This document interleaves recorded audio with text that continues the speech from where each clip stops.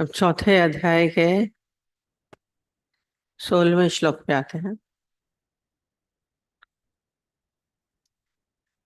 तो कह रहे हैं कर्म क्या है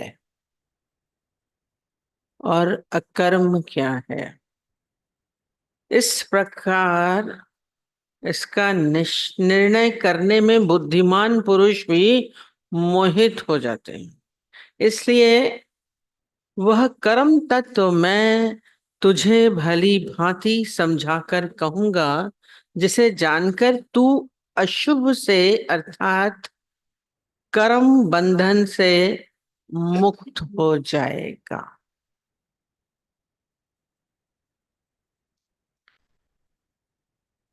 ये कर्म क्या है, अकर्म क्या है। गीता का ये श्लोक बहुत बार आता है। दो चीज इसमें आ जाती हैं, पहले कर्म और अकर्म क्या है। फिर बोल रहे हैं कि इसलिए वह कर्म तत्व मैं तुझे पहली बात कहूंगा जिसे जानकर तू अशुभ से अर्थात कर्म बंधन से मुक्त हो जाएगा। अब कर्म आप किसको बोलते हैं? एक साधारण भाषा में यदि आपको कर्म से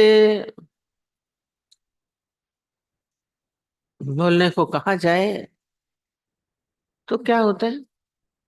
जो हम लोग शरीर से काम कर रहे होते हैं, माने हमारी मांसपेशियां चल रही हैं, तो हम बोलेंगे कर्म है ना। हाँ। और जो चुपचाप बैठा है कुछ नहीं, वो अकर्म है। साधारण लैंग्वेज यही बोलेंगे आप। क्या बोलेंगे, है ना। किसी से पूछो कर्म क्या है, ये कुछ नहीं कर रहा है, बैठा है, तो ये अकर्म है।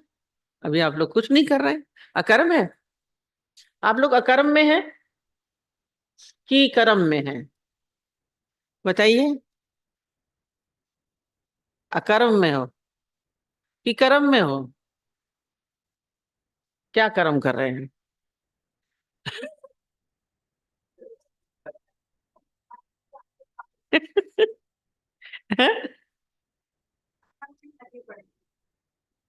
अरे अभी बैठे क्या कर रहे हो? भाई कुछ कर तो ना रहे हो, कुछ नहीं कर।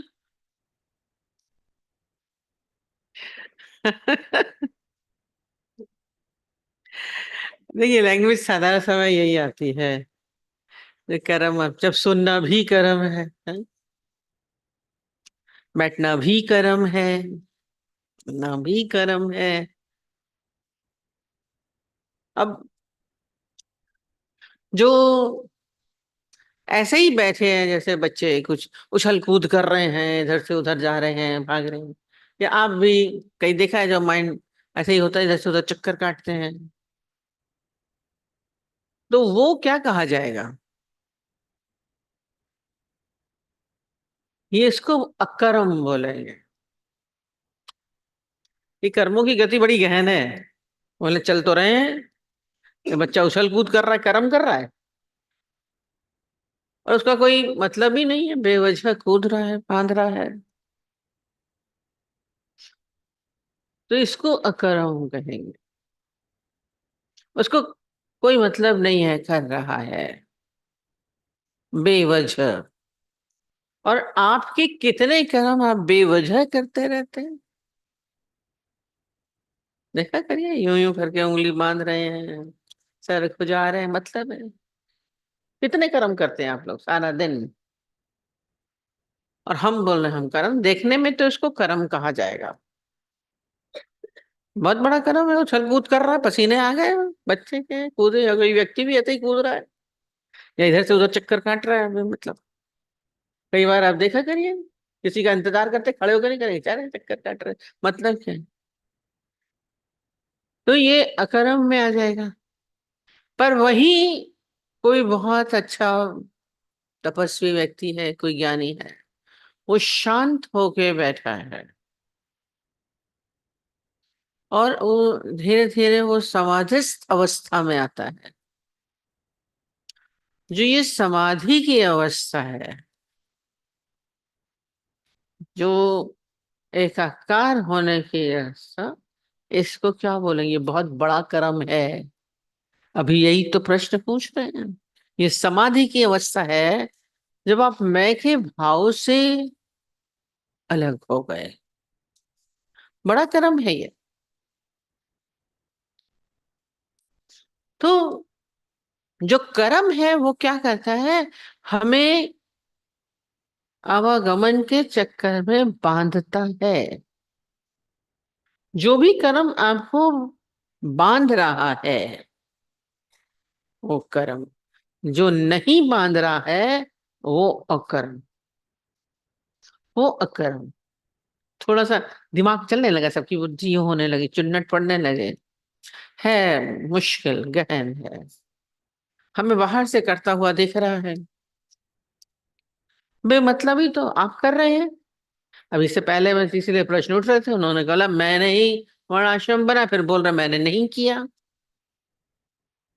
जहां मैं का भाव है, ये तभी घटित होता है ये समाधिस्थ अवस्था। ये बोल रहे हैं कैसे हो मैं का भाव, प्रश्न पूछ रहे हैं। प्रश्न हमारे इसी में ही गीता में ही आंसर आता रहता है।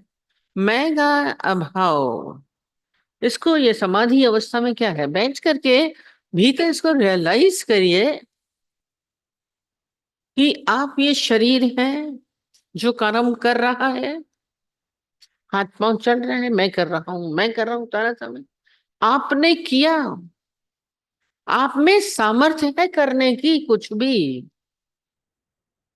कि हम इस शरीर को मैं मानते हैं, ये बोला ना मांसपेशियों का चलना फिरना, इसको हम कर्म बोल रहे हैं। मैं कर रहा हूं, और मैं हूं तो मैं करूंगा जरूर।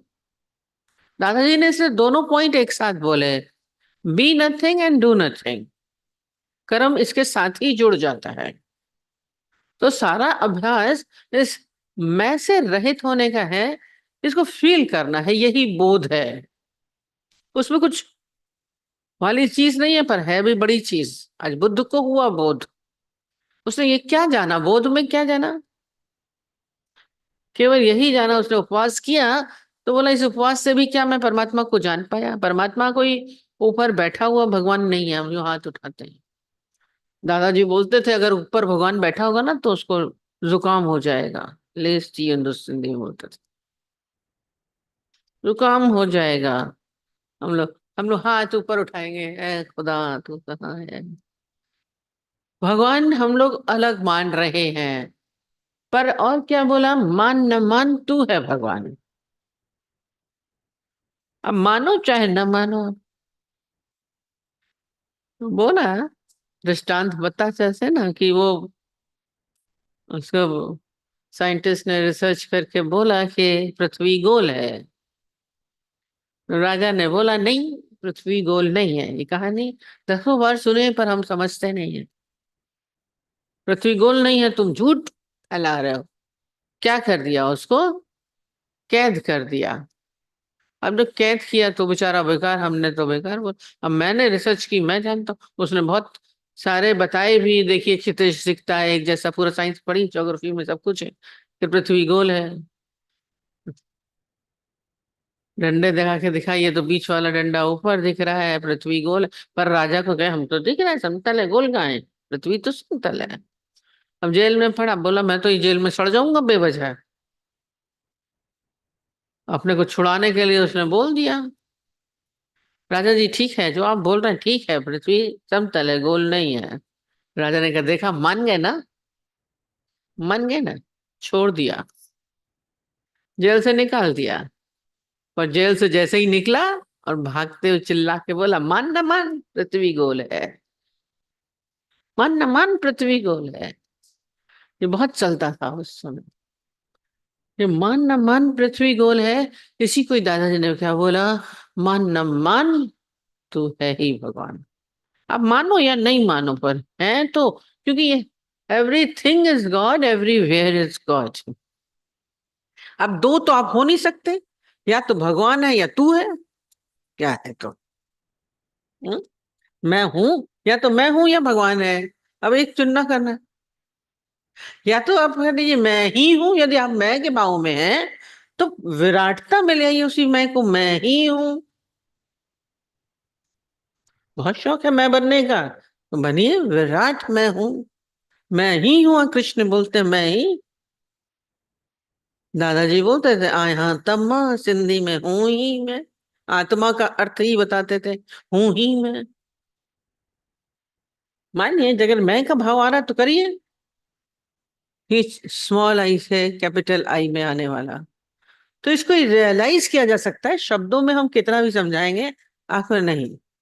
बैठे बैठे चलते फिरते आप देखिए, आप जो अंदर से बोल रहे हैं मैं हूं, कौन बोल रहा है, कौन समझ रहा है?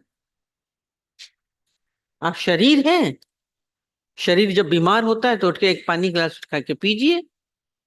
हमने अपना अनुभव यही बताया था, मेरा पैर में फ्रैक्चर हुआ, सबको बोला मैं ठीक हूँ, बैठी हूँ घर में। कोई तो आप लोग सब लोग जाओ, क्यों बैठे रहे? घर में कोई नहीं, मैं बैठी, मैंने कहा टीवी देखें, कुछ करेंगे पढ़ेंगे, हमको जरूरत नहीं है। अब सब जब चले गए तो बीच में प्यास लगी, पानी रखा नहीं था। पानी इतनी सी दूर था, मैं उठ के नहीं, क्योंकि फ्रैक्चर था, चल नहीं सकते थे।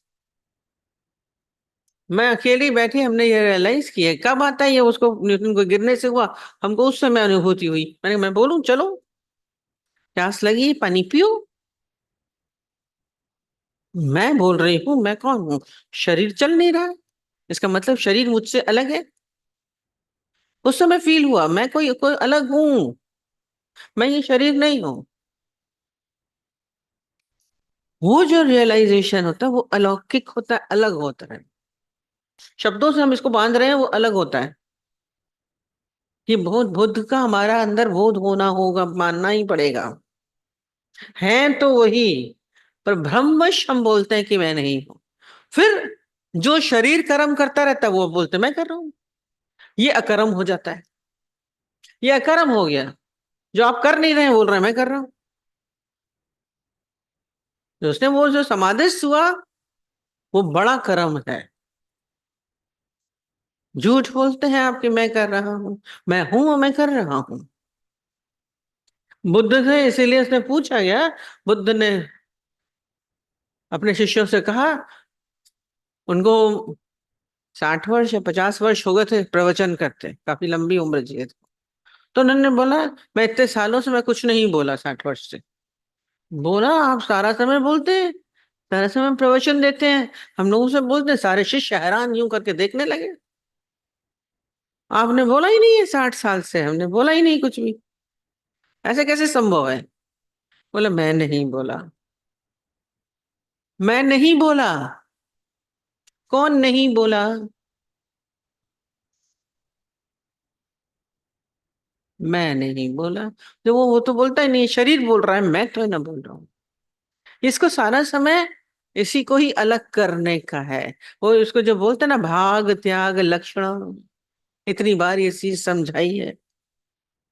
भाग क्या करना है? शरीर है, शरीर और वो आत्मा जिसको बोला जाता है, जो अलग सा फील कर रहा है, वो है इसको। है दिखता एक ही है एक भी है, एक भी बोल सकते हैं उसको। पर इसको क्या कह रही है, भाग कर दीजिए। जैसे सब्जी का छिलका उतारा, भाग किया, अब छिलका अलग हो गया। जो तत्व है आम का, है आम का, वो अलग हो गया, छिलका अलग हो गया। अब क्या करते हैं, छिलके को संभाल के नहीं रखते हैं। छिलके की कोई वैल्यू है? छिलके में कोई रस है? छिलके में कोई मिठास है? नहीं। उसको आप क्या कर देते हैं, फेंक देते हैं। और जो गुजरा होता है उसको आप ग्रहण करते हैं। तो ऐसे ही ये शरीर का हमें भी करना है, जो मैं के भाव में आ रहा है। इससे ये शरीर क्या है, छिलका। इसको फील करिए, जो मैं हूं, ये मैं हूं कर रहे हैं, इसको हटाइए। फिर मैं हूं, इसको अगर आपने हटा दिया, त्याग, भाग त्याग, फिर उस लक्षणों में आप पाएंगे कि मैं वो आत्मा हूं। चलते फिरते ये चलेगा, कोई ये नहीं कि हम बैठ के बैठेंगे समाधि में बैठे कि हम एक हो गए। आपकी चलते फिरते की समाधिस, जैसे बोला ज्ञानी हर समय समाधिस होता है, समाधिस होना बोला वो सबसे बड़ा कर्म हो गया। ये आपको बांधेगा नहीं, और जो बांध रहा है वो अकर्म है। आप जो भी मैं बन के कर रहे हैं, आपको जन्म मरण के चक्कर में लाएगा। वो क्या हो जाएगा? अकर्म। थोड़ा सा ऐसे मोटे तौर पे बोला जाता है, जो शास्त्रों में निहित है कर्म, वो किए जाए। जो शास्त्रों में जो लिखा हुआ है वो कर्म करना कर्म है। मोटे तौर पे तो हम यही बोलते हैं। और जो शास्त्रों के विरुद्ध कर्म करते हैं वो अकर्म हो जाते हैं। वो सही है, उचित अब तक है। पर यदि वो हमें बांध रहे हैं, हम मैं के भाव से कर रहे हैं, तो शास्त्रों से निहित कर्म भी अकर्म हो सकते हैं। हमें लगे कि हम बहुत अच्छा कर्म कर रहे हैं। अब लिखा जाता है कि दान करो, पुण्य करो। दादाजी ने इसलिए दान की मना कर दी। बड़ा अजीब लगता था, शास्त्रों में लिखा है दान करो और दादाजी बोल रहे दान मत करो। जाके भिखारियों को दान करो, इसको दान करो। दादाजी ने बताया था, किसी एक को उन्होंने पैसे दे दिए, दया आई, ऐसे लुंज पुंज दिख रहा था गरीब सा, उसको दे दिया। और उसने जाकर के क्या है, क्या शराब की बोतल पी, इतनी बढ़िया। उसको पैसा मिला, शराब पी करके घर गया, पत्नी को खूब मार रहा है। शास्त्रों में तो लिखी निहित है कि करो। वो कर्म है कि अकर्म हो गया उसका? जो मारा, उसकी पत्नी जिसने इसको पैसे दिए उसको गाली दे रही थी, किसने इसको पैसे दिए, तभी ये बोतल पी के आया, मेरे को मार रहा है। अकर्म हो गया, खराब हो गया। ऐसे ही कबीरदास के लिए दृष्टांत आता है। उन्होंने क्या किया, वो अपना सूत काट रहे थे और एक भिखारी सा उनके सामने आया पैसे मांगने। अब पैसे तो क्या थे, उन्होंने सूत निकाल करके उसको दे दिया कि जाके बेचेगा, खाएगा। पर उस भिखारी ने क्या किया, उस सूत का जाकर के जाल बनाया। जाल बना के उससे उसने क्या, मछलियां पकड़ी। मछलियां पकड़ी, अब मछलियां जितनी मरी, उसका किसका फल, उसको किसको मिलेगा? कबीर को। ऐसे ही मारा गया ना, पाप हो गया, इतनी मछलियां मरी, अकर्म हो गया। किया तो कर्म अच्छा था, दान किया था, दिया था। उसका रिजल्ट क्या हुआ? ये बड़ी, इसलिए दान करना मना कर कुछ नहीं। बड़ी इसीलिए कर्मों की गति बड़ी गहन है। हम बोले हमने शास्त्रों के हित तो काम किया, वो कर्म बड़ा अच्छा है, अकर्म हो गया। इतने बड़े कवि, उन्होंने क्या किया, जैसे ही उसने देखा कि ये जो मैंने सूत दिया, इसका इसने जाल बना के पकड़ा, उठा के ले आए वापस। उसको जाल पकड़ के कहते, मैं समझा था तू बेच के खाना रोटी खाएगा, तू तो जाल बना के बेच रहा है। समझना मुश्किल है इसलिए। कर्म क्या है, अकर्म क्या है? तो सबसे बड़ा तो यही है, जो जो काम हम कर रहे हैं वो हमें बंधन में बांध रहे हैं, वो सब अकर्म है। दादाजी ने इसीलिए क्या किया, और जो मैं के भाव से कर्म करेगा, कुछ भी छोटे से छोटा, चाहे अच्छा चाहे बुरा, मैंने किया, वो आपको बांधेगा, वो अकर्म हो जाएगा। अब जैसे कुछ ना कुछ कर्म कर रहे हैं, मैं सुन रहा हूं तो ये भी अकर्म हो गया, मैं ज्ञान सुन रहा हूं, अहंकार आ गया, मैं के भाव से आया। आप सुनने वाले नहीं हैं। बोले आप आए हैं कि लाए गए हैं? गुरुजी हरदम बोलते हैं, आए हैं। खिंच के कैसे आ गए, आ गए। कैसे आए थे, तुमसे कैसे मिलन हुआ, हम समझ ना पाए। यानी ऐसे बोलो, एक सहज क्रिया। आप घर में बैठ नहीं पाते हैं, बोल रहे हैं ना, नहीं अच्छा लग रहा, आ रहे हैं, तो आप आ रहे हैं, बांधा नहीं किसी ने। तो ये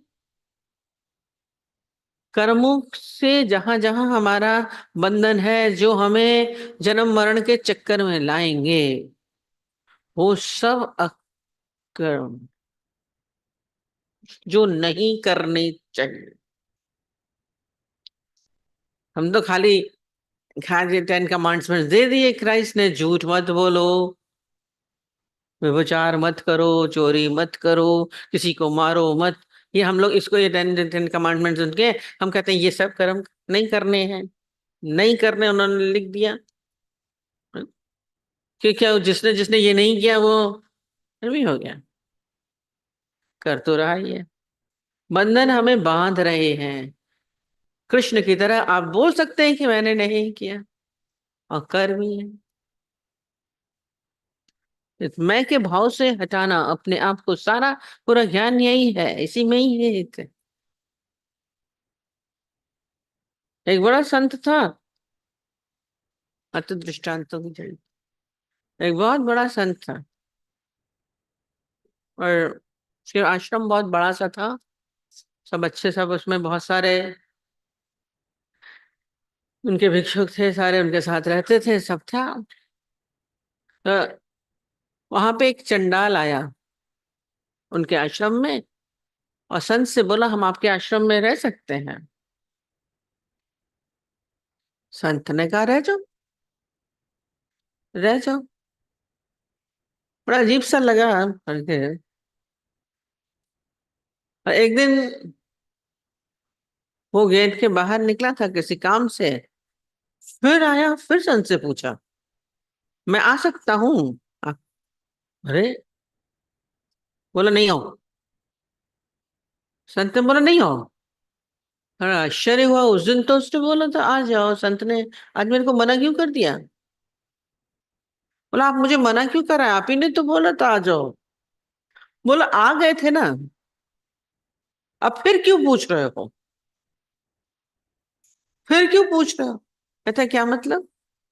कहता इसका मतलब तुम अभी भी अपने को चंडाल मान रहे हो, तभी तुम्हें हिचकिचाहट हो रही है अंदर आने में। तुम चंडाल के भाव में ही हो तुम्हारा। मैंने तुम्हारे उसको हटाने की कोशिश की थी, तुम हटाए नहीं। जैसे कर्म हुआ, गीता भगवान बोलते थे कि जैसे किसी ने यदि शादी की है, शादी की, अब उसका डाइवोर्स हो गया, या उसके हस्बैंड की डेथ हो गई लड़की को, वो लड़की कभी अपने को कुंवारा मान पाएगी? बोल सकते? नहीं बोलते, परिणल कड़े कुंवारी न थी। आपने यदि मैं के भाव से कर्म किया, आप कभी उससे छूट नहीं पाओगे। बंध गए उस कर्म से, ये बंधन है। आप सारा समय बंधे हैं कि नहीं बंधे हैं? परिणल कुंवारी न थी। हमारे बोलते हैं जिसके हस्बैंड की डेथ होती थी उसको बार बार बोलते थे वत कुंवारी हो जाओ, फिर से कुंवारी हो जाओ। मुश्किल होता कैसे? शादीशुदा, चाहे हस्बैंड हो, चाहे लड़का हो, चाहे लड़की, अपने को कुंवारा बोल सकते हैं कि मैंने शादी नहीं करी। ऊपर से भले बोले मैंने नहीं करी, झूठ बोलेंगे, अंदर वाला जानता मैंने की। छुप के करी, मंदिर में करी करी, भले पब्लिक के आगे नहीं करी हो। आपका भीतर वाला बोलेगा कि मैंने नहीं की।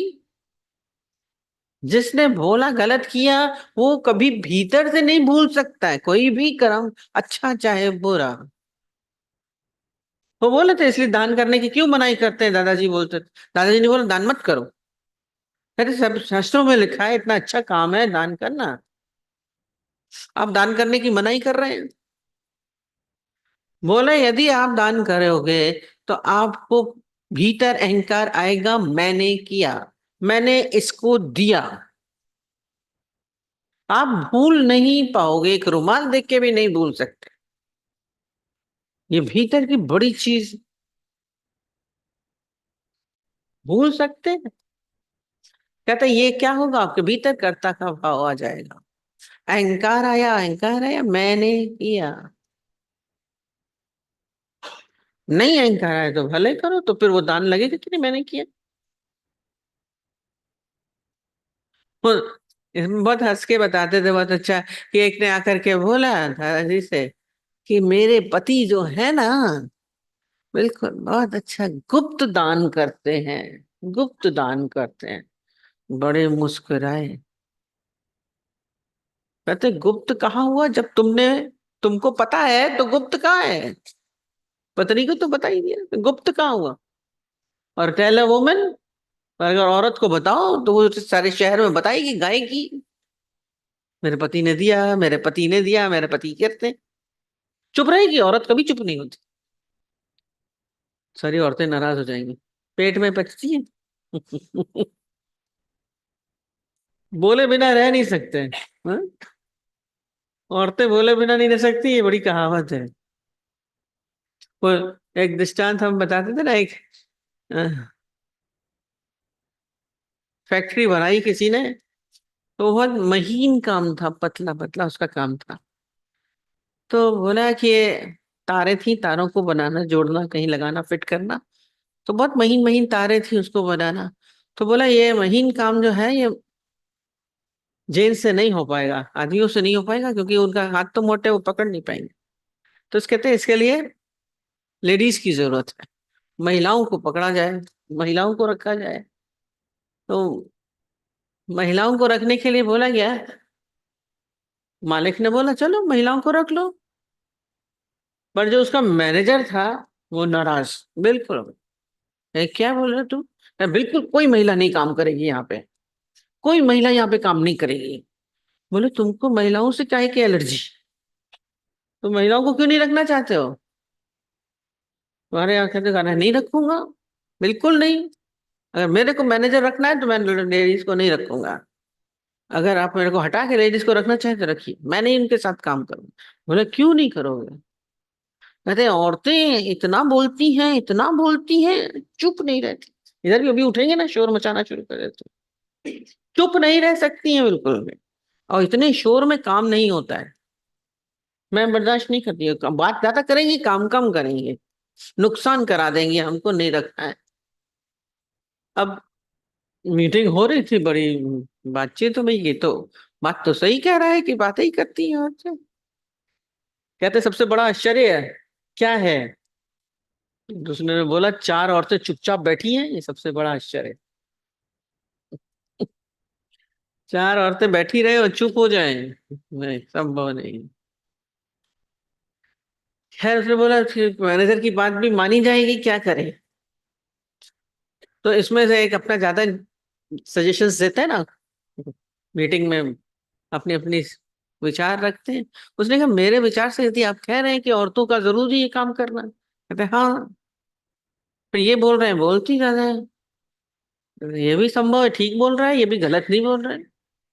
बोले फिर क्या किया जाए? कहते जाओ वहां से, जो गूंगे बहरे लोग होते हैं ना, हैंडीकैप्स, वहां जाकर के जितनी गूंगी औरतें हो उनके ले आओ, उनसे काम कराते हैं, उनको काम भी मिल जाएगा और शांति बनी रहेगी चुपचाप। बोला ठीक है, रखा गया उसमें। अब उसमें एक मेल का भी काम था, एक आदमी का भी काम था, सारी औरतें नहीं, एक काम जो था खाली पुरुष ही कर सकता था कोई। तो उसमें एक पुरुष को भी रखा गया। पर बोला इन गूंगियों की भाषा समझेगा कौन? तो इन गूंगियों की भाषा समझने के लिए फिर एक गूंगा ही मैनेजर को उसने रखा, आदमी को, कि ये गूंगी भाषा से इनको समझा भी पाएगा, बोलेगा भी। अब ये लोग क्या अपना चलता है। तो कार्य चल रहा था, थोड़े दिन चलता रहा, चलता रहा। एक दिन जो वो पुरुष रखा गया था, गूंगा व्यक्ति, वो आया। बोला क्या हुआ? कहते बड़ी प्रॉब्लम है सर, बड़ी प्रॉब्लम है मुझे। बोले क्या प्रॉब्लम है आपके? कहता मैं नौकरी छोड़ रहा हूँ, मैं नहीं कर सकता यहाँ, मैं नहीं कर सकता। बोला क्यों, क्या नहीं कर सकते, क्यों नहीं कर सकते? दादा ये औरतें ना बोलती बहुत है, ये औरतें बोलती बहुत है, मेरा दिमाग खराब हो जाता। वो तो बोलती तो गूंगी है। गूंगी है क्या बोलती है? बोलती, ये गूंगी तो है, पर अपने हाथों से, आंखों से, इशारों से तो सारा समय बोलती है, और मैं समझता हूँ सब, मैं नहीं कर सकता। तो देखिए, अंदर वाला बोलता रहता है, मौन नहीं होता है, शांत नहीं। तो उसे बोला औरत है तो उसने सबको बता दिया। तो आप जो भी कर्म करते हैं उसका इंकार आपको जरूर आता है। मैं हूं और मैंने किया।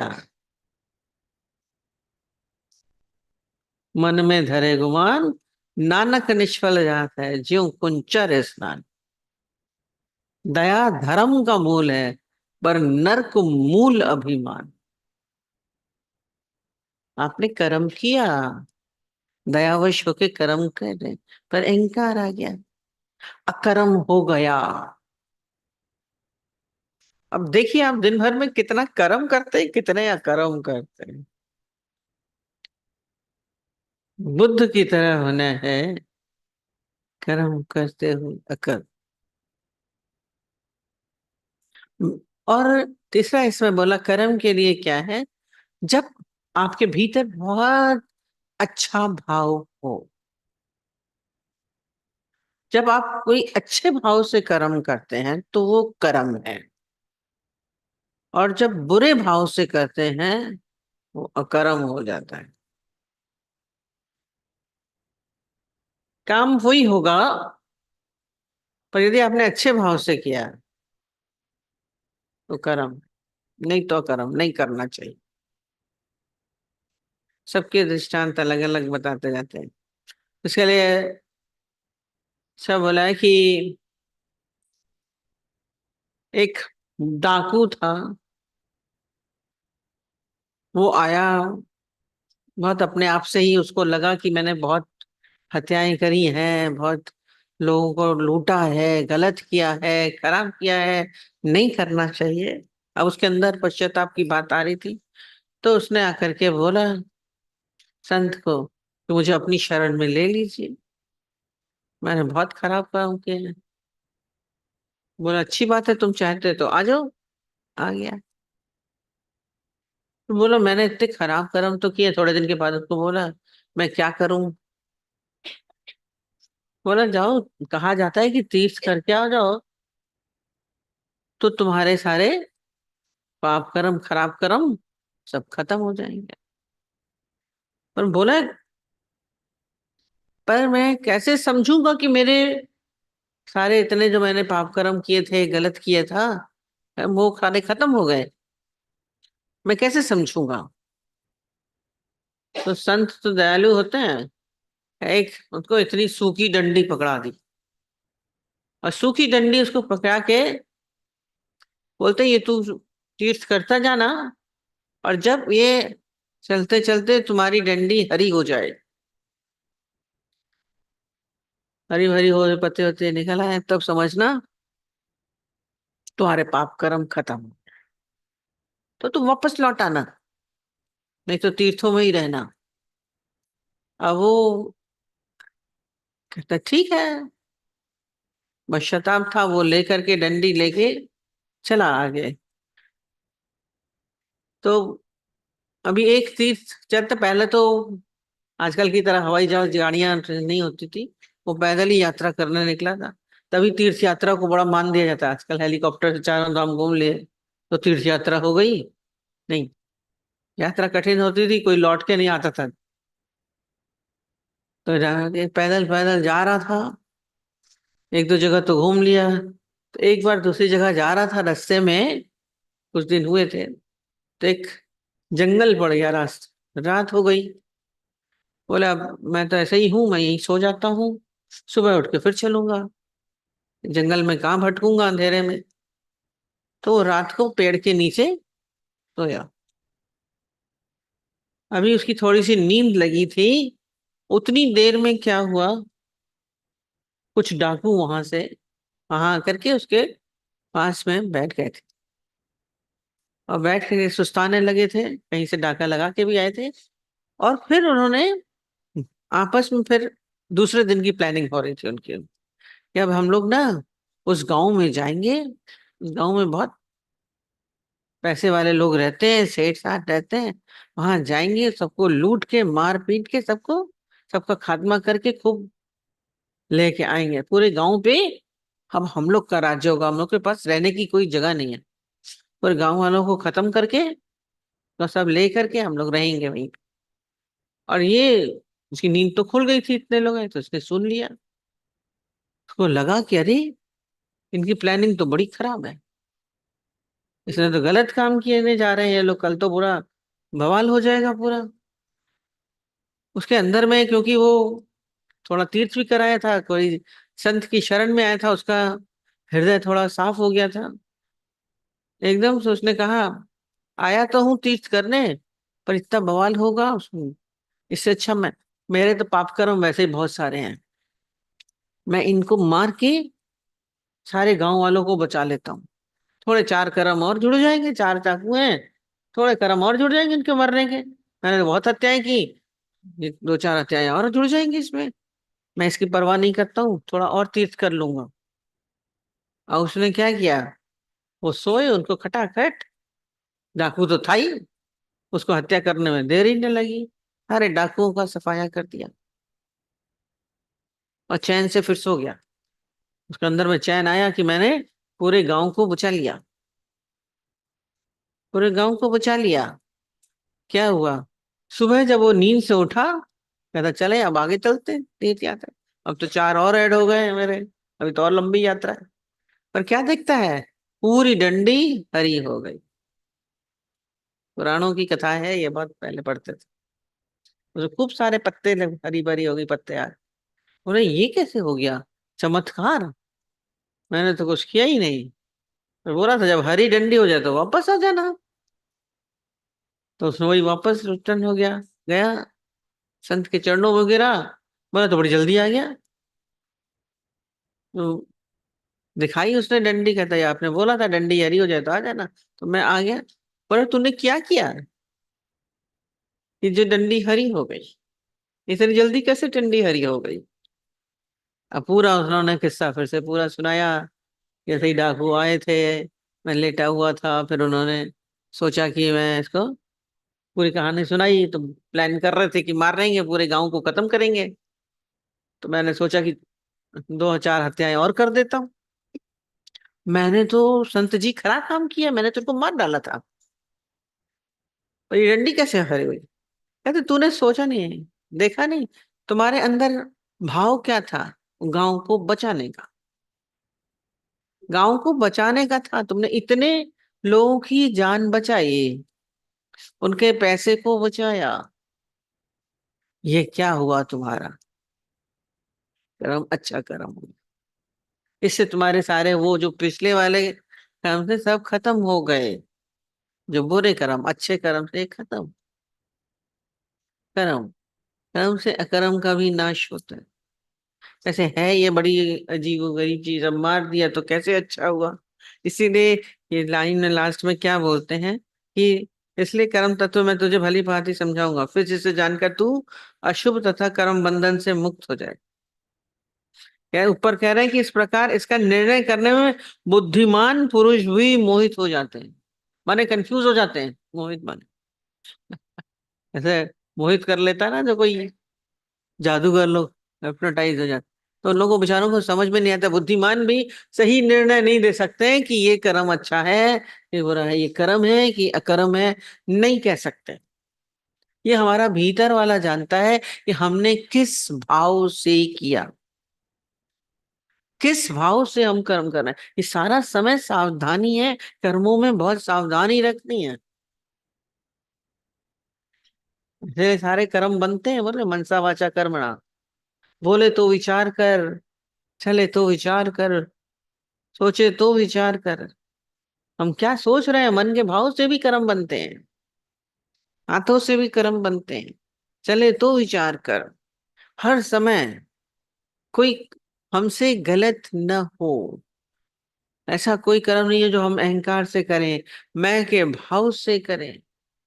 बड़ी अजीब गति है ये कर्म गति। इसीलिए बुद्धिमान पुरुष भी नहीं बोल सकता कि हम लोग से बोले हमने अच्छा किया है, ये आकर के बोलते हैं हमने कौन सा कर्म किया है जो हमें ऐसा मिल रहा है। ये कर्म चलते रहते हैं। पर जब आप मैं के भाव से हटेंगे, फिर कोई कर्मों का लेखा नहीं। ज्ञान भया तो कर्मई नाश। और ज्ञान क्या है, जो अभी प्रश्न पूछा कि मैं कैसे जाए। ज्ञान टोटल यही है कि हु एम आई, मैं कौन हूं। जिसने ये जाना, उसने समझ लो पूरा ज्ञान ही समझ लिया। और नहीं हो रहा तो अभ्यास, बार बार अपने को याद दिलाना है कि मैं ये शरीर नहीं हूं, मैं वो हूं। कैपिटल आई में आना ही स्मॉल आई को गंवाना है। हम क्या स्मॉल आई में आ जाते हैं, स्मॉल आई है जीव भाव, शरीर का भाव, ये तन के भाव में हम सारा समय चलते हैं। आपका सारा कर्म कैसे होते हैं? जीव भाव में, सुबह से लेकर रात तक। आप कितनी देर आत्मिक भाव में आते हैं? कितनी बार ईश्वरीय भाव में आते हैं? अपने आप से पूछिए। मैं उठा, मैं चला, मैं बोला, मैं कुछ कुछ बोलना है, ऐसे करना है। आप सारा समय मैं है तो मेरा है, बड़ा लंबा साम्राज्य होता है, पूरा संसार निर्मित हो जाएगा, फिर बच नहीं पाएंगे। ये संसार सिलसिला आपका चलता रहता है। धीरे धीरे ये समाधि अवस्था जो बोली, समाधि में आ गया। समाधि भी बड़ा कर्म। उछल कूद कर रहा, फालतू मांसपेशियों से। हमने सुबह से झाड़ू लगाया, स्वच्छता लगाया, खाना बनाया, ये मांसपेशियों का काम है। बोल रहे हैं मैंने किया, कर्म हो गया, मैंने किया, हो गया। ज्ञानी बोलेगा हो गया, मैं का भाव नहीं। अ, ये कर्म और अकर्म सारा समय हमारे भीतर चक्र चलता रहता है। अभ्यास समाधि, ज्ञानी समाधि अवस्था है। तो हमारी समाधि कब लगेगी? अपने आप से पूछिए ना। खाली हम बैठेंगे चुपचाप, हम बैठे हैं तो हम समाधि में उतनी देर भी अच्छा लगता है। हम नहीं बोलेंगे कि खराब लगेगा। आप कुछ देर बैठ जाइए। हम रोज बोलते हैं अपने साथ बैठिए। हमसे बोलते हैं आप क्या बोलती हैं अपने साथ बैठिए। आप कितनी देर अपने साथ बैठते हैं? अपने साथ बोल रहे हैं। हम सारा समय दूसरे के साथ होते हैं। एक दूसरा तो हमारे विचार में, जैसे पति है, पत्नी है, बच्चे हैं, धन है, तो शत्रु है, पड़ोसी है। आपके भीतर एक ये है दूसरा। और दूसरा क्या होता है? हम सारा समय इस शरीर के साथ बैठते हैं। स्वयं के साथ कब बैठते हैं? अभ्यास करिए बैठ करके। कितनी देर आपका अभ्यास चलता है? स्वयं के साथ कितनी देर बैठते हैं? खाली अकेले होकर के भी ध्यान अवस्था होने का अभ्यास करिए। सारा समय शोर में, हलचल में रहते हैं। और भीतर से चलते फिरते की भी समाधि हम लगा के चले, तभी शांति का अनुभव है। मैं के भाव में हलचल है, पीड़ा है, दुख है। मैं के भाव में आराम नहीं है। हम सोचेंगे बड़ा आराम है, बड़ा चैन है। नहीं, इसीलिए ही हटाने के लिए बोलते हैं, अकर्ता भाव में आ जाओ। ठीक है।